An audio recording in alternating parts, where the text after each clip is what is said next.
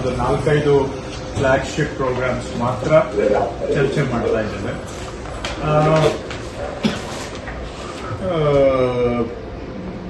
ಈಗ ಪ್ರಧಾನ ಕಾರ್ಯದರ್ಶಿ ಅವರು ಹೇಳಿದಾಗೆ KLR ರೂಲ್ಸ್ ನಾವು ಏನು ಈಗ ನಿನ್ನೆ ಫೈನಲ್ ಗೆಜೆಟ್ ನೋಟಿಫಿಕೇಶನ್ ಆಗಿದೆ.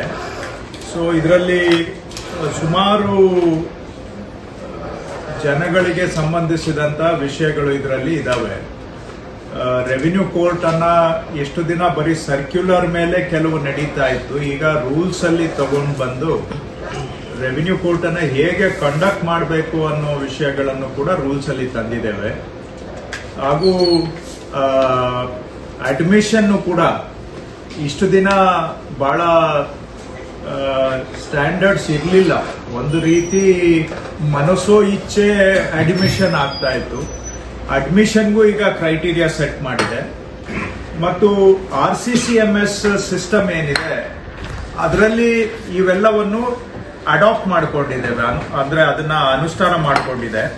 ಸೊ ಕೇಸ್ ಅಡ್ಮಿಟ್ ಆಗಬೇಕಾದ್ರೆ ಕಾನೂನು ಪ್ರಕಾರ ಇರಬೇಕು ಅನ್ನುವಂಥ ಅಂಶಗಳನ್ನ RCCMS ಅಲ್ಲಿ ತಗೊಂಡು ಬಂದು ಅದಕ್ಕೆ ಈಗ ಲೀಗಲ್ ಬ್ಯಾಕಿಂಗ್ ಅನ್ನು ಕೂಡ ಕೊಟ್ಟಿದ್ದೇವೆ. ಜೊತೆಯಲ್ಲಿ ಟ್ರಯಲ್ ಬೇಸಿಸ್ ಅಲ್ಲಿ ಕೆಲವು ರೆವಿನ್ಯೂ ಕೋರ್ಟ್ಸ್ ಅನ್ನ ಲೈವ್ ವೆಬ್ಕಾಸ್ಟಿಂಗ್ ಮಾಡೋದು ಮತ್ತು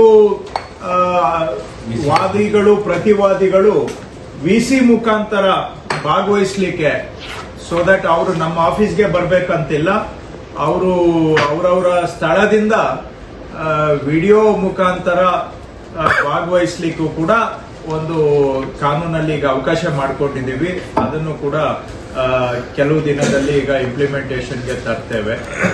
ಇನ್ನು ಕನ್ವರ್ಷನ್ ಕೂಡ ಆಟೋಮ್ಯಾಟಿಕ್ ಕನ್ವರ್ಷನ್ ಈಗ ನಿನ್ನೆ ಫೈನಲ್ ಗೆಜೆಟ್ ಆಗಿದೆ. ಸಾಫ್ಟ್ವೇರ್ ರೋಲ್ ಔಟ್ ಆಗುತ್ತೆ.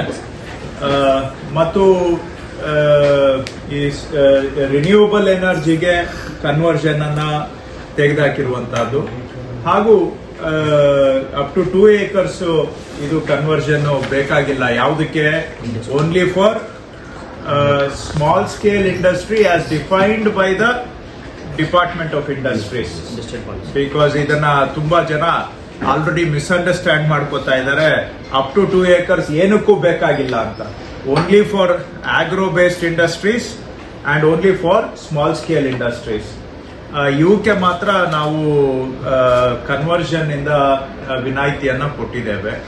ಸೊ ಇವು ಇಷ್ಟು ಕೂಡ ಈ ನಿನ್ನೆ ಫೈನಲ್ ನೋಟಿಫಿಕೇಶನ್. ಅದರ ಜೊತೆಗೆ ಇನ್ನು ಭೂ ಸುರಕ್ಷೆಗೆ ಒಂದು ಲೀಗಲ್ ಸ್ಯಾಂಕ್ಟಿಟಿ ಕೊಟ್ಟಿದ್ದೇವೆ. Digital issuance of records digitally ಸರ್ಟಿಫೈಡ್ಗೆ ಯಾರು ಕಸ್ಟೋಡಿಯನ್ ಆಫ್ ರೆಕಾರ್ಡ್ಸ್ ಯಾರು ಅನ್ನೋದನ್ನ ಡಿಫೈನ್ ಮಾಡಿದ್ದೇವೆ. ಸೊ ಸೆಕ್ರೆಟರಿ ಅವರು ಹೇಳಿದಾಗೆ ಸ್ವಲ್ಪ ಬಹಳ ವರ್ಷಗಳ ನಂತರ ನನ್ನ ಪ್ರಕಾರ ಇದು not a comprehensive revision, but it is largest revision in decades. So ಹಾಗಾಗಿರೋದ್ರಿಂದ ಇದನ್ನ ಎಲ್ಲರೂ ಸೆನ್ಸಿಟೈಸ್ ಆಗ್ಬೇಕಾಗುತ್ತೆ, ಅರ್ಥ ಮಾಡ್ಕೋಬೇಕಾಗುತ್ತೆ. ಇದರಲ್ಲಿ ಬಹುತೇಕ 99% ಎಲ್ಲ ಪ್ರೋ ಪೀಪಲ್ ಇನಿಷಿಯೇಟಿವ್ಸ್ ಇದಾವೆ. ಆಡಳಿತ ಸುಧಾರಣೆ ಒಳಗೊಂಡಿದೆ.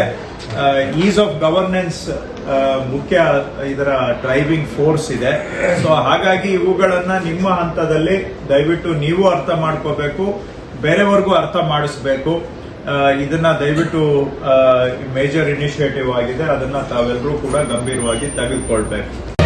ಮತ್ತಷ್ಟು ಸುದ್ದಿಗಳಿಗಾಗಿ ನೋಡ್ತಾ ಇರಿ ಪಬ್ಲಿಕ್ ನ್ಯೂಸ್ 24x7. ಇದು ಸತ್ಯದ ಧ್ವನಿ.